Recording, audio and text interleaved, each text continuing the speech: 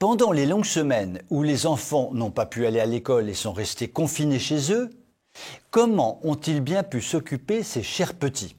Il faut bien le reconnaître, pour nombre d'entre eux, ils sont restés scotchés devant les écrans, smartphones, ordinateurs ou bien sûr télévision. Les conséquences de ces mois de numérisation forcenée des petits se lisent aujourd'hui et peuvent être parfois inattendues. Je ne parle pas des troubles du sommeil, de l'anxiété, du déclin cognitif induit par la surexposition aux écrans, mais d'un autre phénomène étrange observé en particulier chez les petits Américains.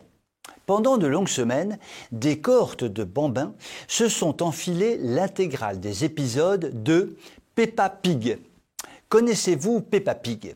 C'est l'une des nouvelles stars de la télévision enfantine, une sorte de bestiole empruntant ses traits à un petit cochon rose. Halal, bien entendu.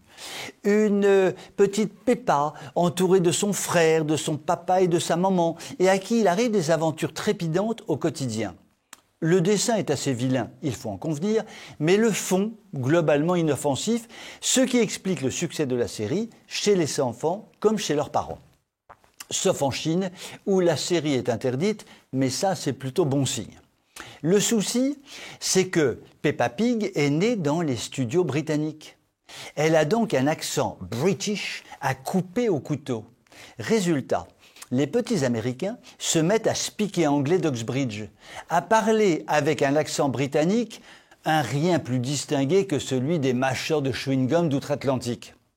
À utiliser un vocabulaire qu'on n'avait pas entendu dans le Nouveau Monde depuis le 4 juillet 1776, jour de son indépendance, jour où il largua les amarres qui le reliaient à la Bretagne grande. Ainsi donc, la Grande-Bretagne est virée manu militari des Amériques par la Grande Porte, il y a 2 siècles et demi, et rentre par la Petite Porte en 2021 grâce à un feuilleton populaire. Un curieux phénomène de contamination culturelle.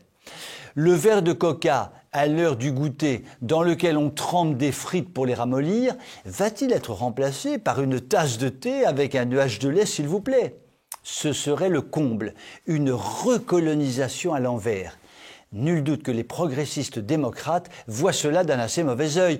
C'était bien la peine de mettre dehors Trump et le remplacer par Biden si c'est pour se retrouver avec de la graine de Boris Johnson sur le propre sol des États-Unis.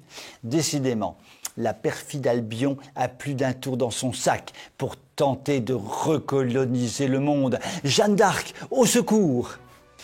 Je vous souhaite une très bonne soirée.